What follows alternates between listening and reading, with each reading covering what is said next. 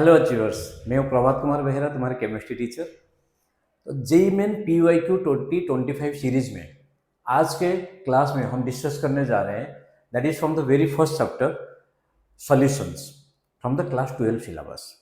तो उसमें जैसे दो सेशन हुआ था, जनवरी और अप्रैल। तो अभी जो हम डिस्कस करने जा रहे हैं that is from the January session 1। तो इसमें कुल मिला के 11 क्वेश्चन आए थे। तो हम डिटेल सॉल्यूशन मीन्स कौन से टॉपिक से आया था और कौन से टॉपिक से कितने क्वेश्चन आए थे, लास्ट को हम उसको थोड़ा एनालाइज भी कर लेंगे। चलो let's start. Very first question. तो फर्स्ट क्वेश्चन इसमें क्या दिया है, arrange the following solutions in order of their increasing boiling point. तो पहले देखना है ये टॉपिक क्या है, कॉलिगेटिव प्रॉपर्टी। तो कॉलिगेटिव प्रॉपर्टी में सब टॉपिक क्या है, that is elevation of boiling point.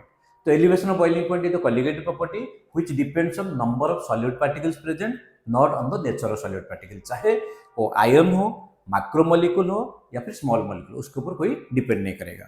तो हम इसमें ये देख लेंगे जो फर्स्ट दिया है। तो इसमें क्या दिया है, NaCl that is the electrolyte. ये कंप्लीटली आयोनाइज होगा। तो अगर आयोनाइज होगा, जितने मोलर कॉन्सेंट्रेशन दिया है उसे 2 टाइम्स हो जाएगा। ठीक है, ये हो गया। सेकेंड कितना है, ये 10⁻⁻4 मोलर रहेगा। थर्ड क्या दिया है, थर्ड दिया है 2 इंटू 10⁻³ मोलर। फोर्थ क्या दिया है, 2 इंटू 10⁻² मोलर। तो बताओ सबसे ज्यादा आयंस किसमें है, उसमें है। तो ये 1 हो गया।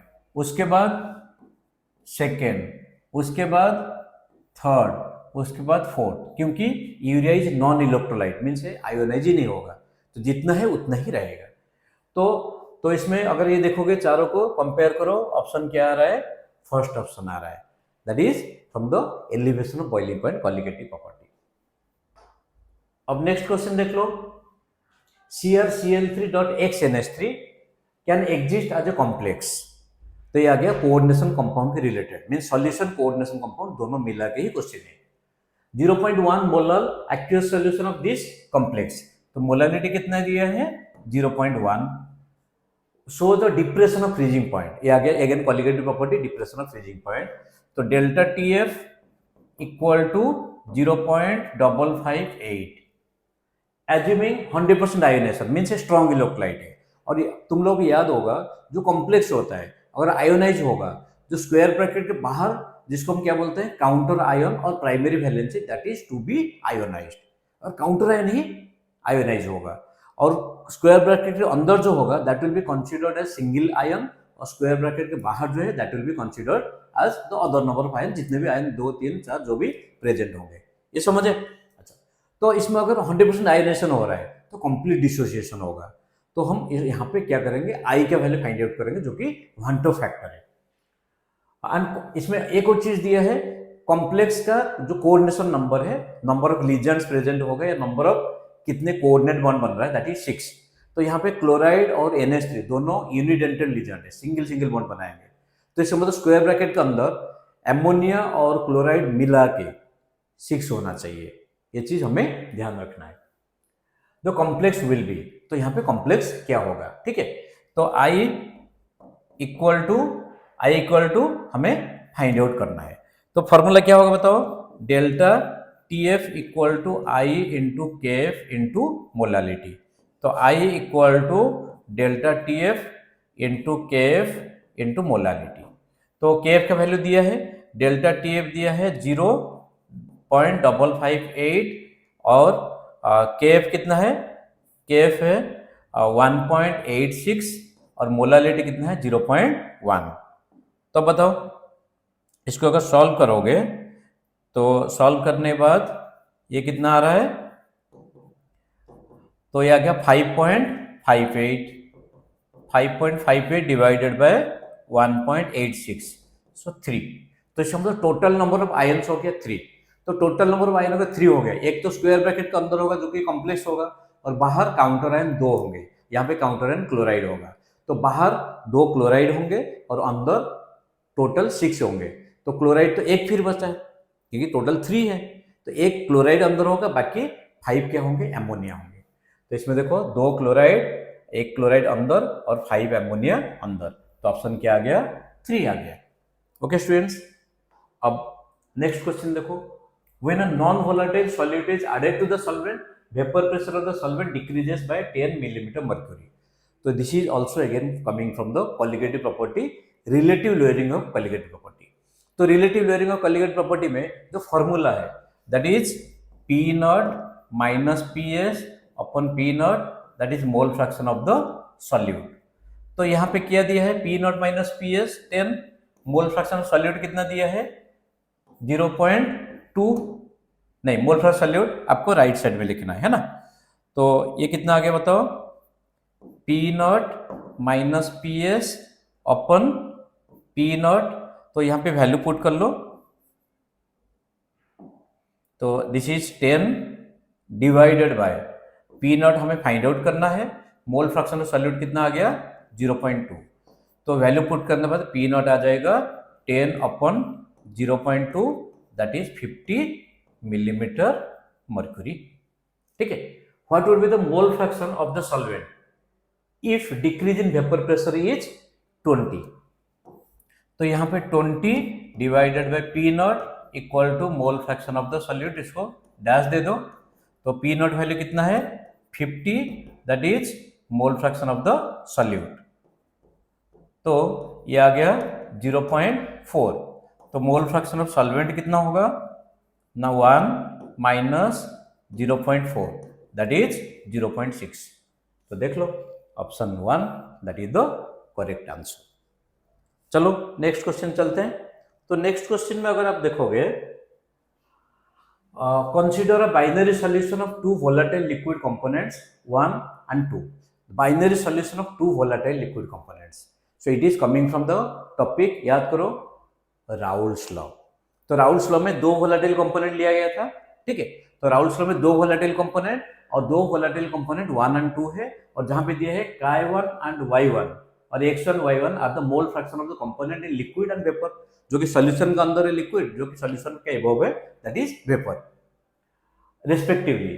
तो the slope and intercept of the linear curve, linear plot of 1 upon x1 versus 1 upon y1। Okay, तो स्लोप इंटरसेप्ट अगर पूछा है लीनियर कर्व, तो हमें कौन सी इक्वेशन फॉलो करना होगा, y equal to mx plus C, m is the slope and c is the y intercept. तो फिर ये जो इक्वेशन होगा, इक्वेशन जो कि राउल्स लॉ के इक्वेशन को हमें 1 upon x1 और 1 upon y1 के टर्म में एक्सप्रेस करना है।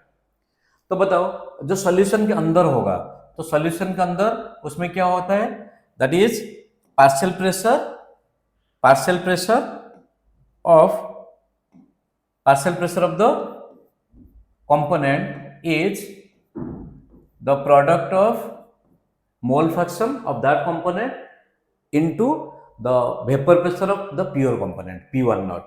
Similarly, partial pressure above the solution, that is PT into Y1, PT into Y1, that is total pressure। ठीक है, अच्छा दोनों तो बराबर होगा, क्योंकि जो पेपर प्रेशर होगा, पार्शियल वेपर प्रेशर होगा, दोनों बराबर होगा। तो अगर दोनों बराबर है तो हम दोनों को कंपेयर कर सकते हैं।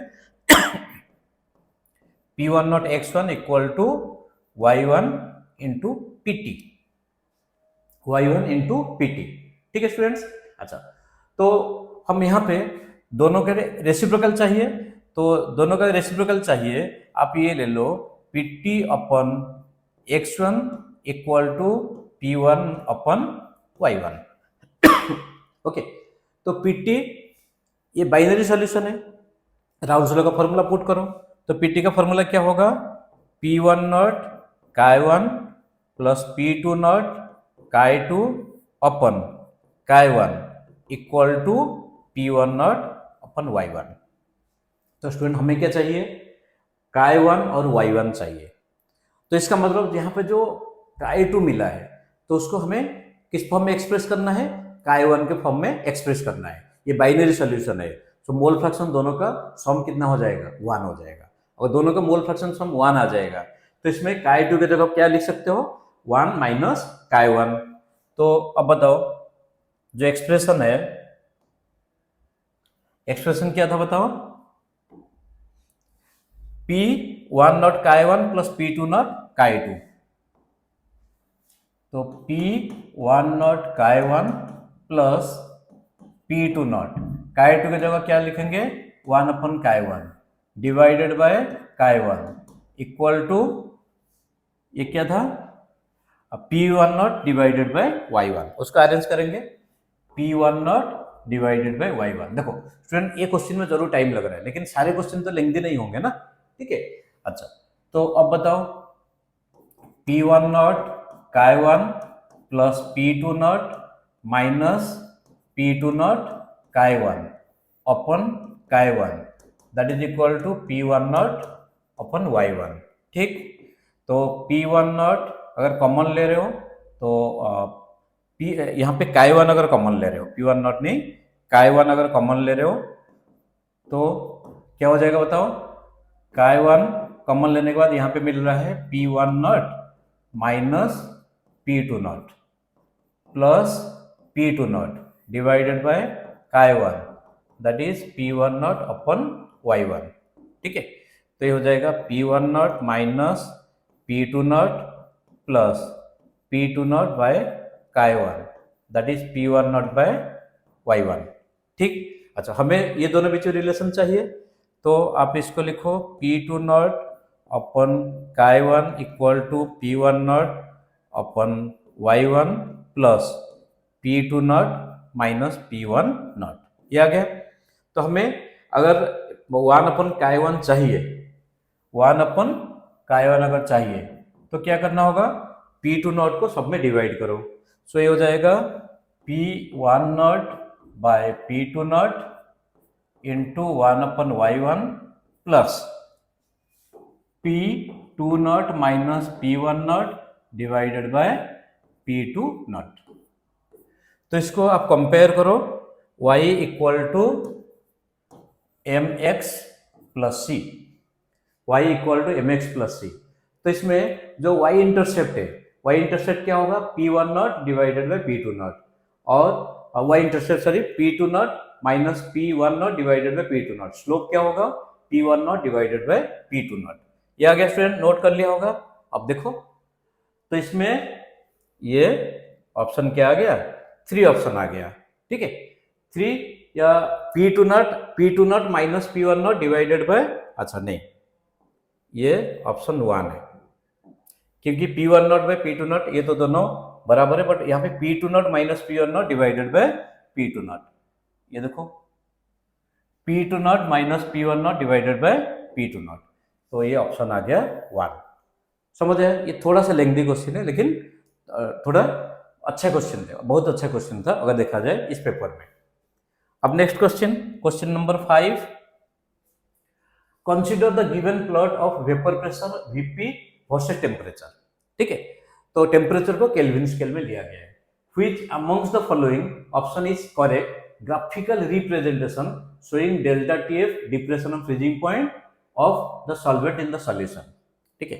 ये तो ग्राफ ऐसे एनसीईआरटी में भी दिया हुआ है, तो ये कोई बहुत डिफिकल्ट क्वेश्चन नहीं था, बिल्कुल आसान क्वेश्चन था। तो ये अगर ग्राफ को आप एनालाइज करोगे तो हमें पता है वेपर प्रेशर सॉल्यूशन का हमेशा लोअर होगा क्योंकि यहाँ पे हम नॉन वोलेटाइल सॉल्यूट ऐड कर रहे हैं, तो वेपर प्रेशर सॉल्यूशन का हमारा हमेशा लोअर होगा और सॉल्वेंट का हायर होगा। तो ऑप्शन 1 में देखोगे तो सॉल्यूशन का वेपर प्रेशर ज्यादा है, ऑप्शन 2 में सॉल्यूशन का ज्यादा है, ऑप्शन 3 में सॉल्वेंट का ज्यादा है और ऑप्शन 4 में सॉल्यूशन का ज्यादा है। अगर इस टाइप का क्वेश्चन आए तो बहुत ज्यादा कुछ सोचने की जरूरत नहीं है, यहाँ पे सीधे आप ऑप्शन 3 के लिए ही जाना। क्यों? क्योंकि देखो लिक्विड सॉल्वेंट का वेपर प्रेशर ज्यादा है एज कम्पेयर टू सॉल्यूशन, मतलब आसानी से ज्यादा टाइम वेस्ट करने की जरूरत नहीं है। बाकी ये जो ग्राफ है एनसीईआरटी में दिया है, चाहो आप डिटेल में उसको देख सकते हो। ओके स्टूडेंट्स, अब next question, the observed and normal molar masses of compound MX2 are 65.5 and 164 respectively, ठीक है। Observed and normal molar mass, तो ये कौन सी मतलब कौन से फॉर्मूला में यूज होगा, वांटो फैक्टर। तो वांटो फैक्टर का एक फॉर्मूला ये भी था, याद करो, normal molar mass divided by abnormal molar mass, और अबनॉर्मल मोलर मास को हम क्या बोल सकते हैं, ऑब्जर्व्ड मोलर मास।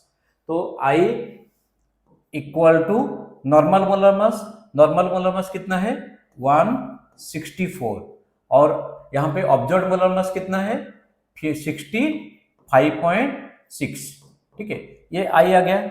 उसके बाद क्या दिया है the percentage degree of ionization of MX2, the percentage degree of ionization of MX2। तो यहाँ पे अगर सॉल्व करोगे तो आई का वैल्यू कितना आ रहा है, आई का वैल्यू इसमें पुट करने के बाद 2.5 आ रहा है। ओके अच्छा, तो MX2 दिया है, तो MX2 that will give M2 plus 2x minus. तो अगर इनिशियली ये 0 है, टाइम 0 है, तो इनिशियली ये 1 होगा, ये 0 0 होंगे। तो टाइम जो पर्टिकुलर टाइम हम ले रहे हैं 1 माइनस अल्फा, ये होगा अल्फा, ये होगा 2 अल्फा, 2x माइनस है 2 अल्फा। टोटल कितना हो गया, टोटल हो गया that is 1 plus 2 alpha that is equal to i. क्यों, क्योंकि बिफोर डिसोसिएशन 1 ही था। तो total number particles after dissociation 1 plus 2 alpha divided before dissociation 1, तो आई आ गया। तो अल्फा कितना होगा बताओ, तो आई कितना है 2.5 है, तो अल्फा कितना होगा 1.5, 1 उधर ले जाओ डिवाइडेड बाय 2 दैट इज 0.75। इसमें क्या दिया, परसेंटेज पूछा है, तो परसेंटेज मीन्स कितना होगा 75% होगा, तो आंसर इज 75%। समझ रहे स्टूडेंट्स। नेक्स्ट क्वेश्चन है, what is the freezing point depression, again depression in freezing point from the colligative property of a solvent 50 gram of which contains 1 gram of non volatile solute, molar mass दिया है, and decrease in freezing point is this. तो यहाँ पे delta TF कितना दिया है 0.4, ठीक, और यहाँ पे मोलालिटी हमें मोलालिटी आप निकाल सकते हो, ठीक है। अच्छा, इसमें what is the freezing point depression constant means KF पूछा है, KF पूछा है। तो यहाँ नॉन वोलेटाइल सॉल्यूट दिया है और इसमें डिसोसिएशन के बारे में कुछ मेंशन ही नहीं किया है। इसका मतलब ये क्या होगा, दैट इज नॉन इलेक्ट्रोलाइट। अगर कोई नॉन इलेक्ट्रोलाइट है तो नॉन इलेक्ट्रोलाइट में आपको फॉर्मूला क्या यूज करना है, डेल्टा TF इक्वल टू आई तो 1 हो जाएगा, KF इंटू मोलालिटी। तो डेल्टा TF कितना है 0.4, KF का वैल्यू फाइंड आउट करना है। मोलालिटी क्या है, मोलालिटी है number of moles of the solute, solute का मास कितना है 1 डिवाइडेड मोलर मास कितना है 256, ठीक है, और सॉल्वेंट का मास कितना है 50 इंटू 1000, तो ये आ जाएगा 20। तो KF वैल्यू कितना होगा 0.4 डिवाइडेड बाय 20 इंटू 256। तो इसको आप अगर सॉल्व करोगे तो इसमें आंसर क्या आ रहा है 5.12, आंसर आ रहा है 5.12। यूनिट क्या होगा kg केल्विन मोल इनवर्स। समझ रहे स्टूडेंट्स। अच्छा, next,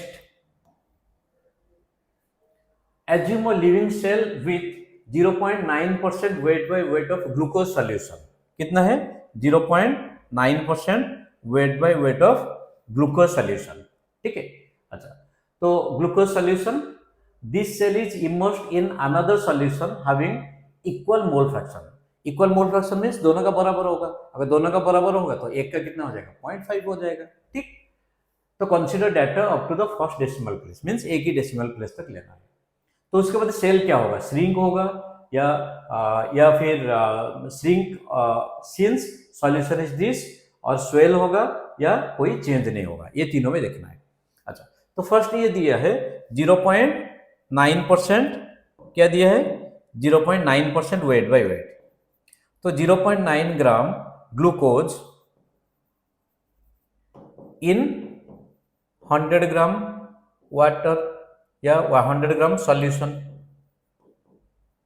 0.9 gram glucose in 100 gram of the solution और वाटर, ठीक है। अच्छा, तो इसमें आप मोल फ्रैक्शन कैलकुलेट कर सकते हो ग्लूकोज का।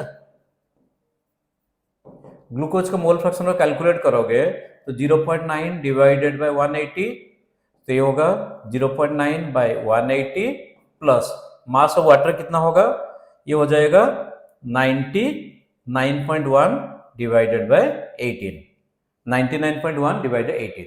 अगर आप उसको सॉल्व करोगे, ओके स्टूडेंट्स, अगर इसको आप सॉल्व करोगे तो सॉल्व करने के बाद ये जो आंसर मिल रहा है दैट इज 0.00009, ये उसका मोल फ्रैक्शन है जो कि सॉल्यूशन हमने लिया है, that is 0.9% weight by wait. अब बताओ, इसका मोल फ्रैक्शन कम है और जिस सॉल्यूशन हम ऐड कर रहे हैं उसका इक्वल मोल फ्रैक्शन, मीन्स उसका मोल फ्रैक्शन ज्यादा है। किसका मोल फ्रैक्शन ज्यादा है? ग्लूकोज का मोल फ्रैक्शन ज्यादा है। तो इसका मतलब सॉल्वेंट किस में ज्यादा है? सॉल्वेंट ज्यादा है, हम जो सॉल्यूशन लिए हैं 0.9% वेट बाय वेट, तो सॉल्वेंट कॉन्सेंट्रेशन अगर इसमें ज्यादा है तो फिर movement of solvent takes place from high solvent concentration to low solvent concentration. Means ये जो हमने सॉल्यूशन लिया, जो लिविंग सेल है, लिविंग सेल से सॉल्वेंट जो कि वाटर वो फ्लो होगा from the living cell to the solution where it is added. तो अगर सॉल्यूशन में से सॉल्वेंट फ्लो होगा या लिविंग सेल से सॉल्वेंट का फ्लो होगा, तो what will happen to the living cell? That will shrink. Living cell क्या हो जाएगा? श्रिंक हो जाएगा। तो इसका मतलब, तो इसमें क्या हुआ? इसका मतलब क्या होगा? श्रिंक होगा, सिंस सॉल्यूशन इज 0.5। तो ऑप्शन क्या आ गया? इसमें 1 ही आ गया। ओके स्टूडेंट्स, अब next 1.24 gram of X2 that is molar mass 124 is dissolved in 1 kg of water to form a solution with boiling point 100.0156 degree centigrade, while 25.4 gram of XaY2 means another molar mass 250 gram in 2 kg of water constitutes a solution with a boiling point this। ये दोनों अलग अलग boiling point है, ठीक है। तो which of the following is correct? तो इसमें दिया है, मतलब इसमें आयोनाइज दिया है और ऑन आयोनाइज होगा। तो आयोनाइज ऑन आयोनाइज कैसे बताओगे? भांटो फैक्टर से। तो इसका मतलब दोनों डाटा को यूज करके हमें आई फाइंड आउट करना है, भांटो फैक्टर फाइंड आउट करना है। तो भांटो फैक्टर वैल्यू देखने के बाद अगर किसी का भांटो फैक्टर 1 आ रहा है, मीन्स वो आयोनाइज नहीं होगा। अगर भांटो फैक्टर वैल्यू कम आ रहा है, 1 से कम आ रहा है, तो वो क्या होगा? एसोसिएट हो जाएगा। और अगर भांटो फैक्टर वैल्यू 1 से ज्यादा होगा तो डिसोसिएट होगा, ठीक है। तो वही हमें देखना है। तो फर्स्ट में क्या दिया है? Boiling point delta TB1 that is equal to 0.0156 that is दोनों का के बी वैल्यू कांस्टेंट होगा, दोनों का के बी वैल्यू कांस्टेंट होगा, इनटू मोलालिटी कितना है? मोलालिटी है 1.24 डिवाइडेड बाय 124 1 इंटू आई, ठीक है। तो आई वैल्यू कितना हुआ? तो आई वैल्यू में फाइंड आउट करना है, ठीक है। तो इसको अगर सॉल्व कर, अच्छा केबी वैल्यू दिया है ना? हाँ बिल्कुल, केबी वैल्यू दिया है, 0.52 दिया है। तो ये वैल्यू अगर पुट करोगे तो आई कितना आ रहा है यहाँ पे? 0.0156 डिवाइडेड बाय केबी वैल्यू कितना है? 0.52 इंटू ये कितना होगा? ये होगा 1, कितना होगा बताओ? 124, इधर मल्टीप्लाई होगा 124 इंटू 1.24, ठीक है। 124 इंटू 1.24। तो इसको सॉल्व करने के बाद आई वैल्यू कितना आ रहा है? So i will be coming as 3, i will be coming as 3। ये हो गया 124, ये होगा 1.24। आई वैल्यू कितना आ रहा है? 3 आ रहा है। ये हो गया फर्स्ट के लिए। सेकेंड के लिए फाइंड आउट करो, आई इक्वल टू सीधे आई का एक्सप्रेशन में फाइंड आउट करो, डेल्टा TB1 या TB2 divided by KB into क्या होगा? डिनोमिनेटर में मोलालिटी होगा, डिनोमिनेटर में मोलालिटी होगा। तो ये कितना आ रहा है बताओ? ये दिया है विथ बॉइलिंग पॉइंट 0. ये आ रहा है 0.026 डिवाइडेड बाय केवी है 0.52 इंटू मोलालिटी कितना होगा? मोलालिटी है 25.4 डिवाइडेड 250, 25.4 डिवाइडेड 250 इंटू 2, ठीक है। तो ये सॉल्व करने के बाद इसका वैल्यू 1 आ रहा है।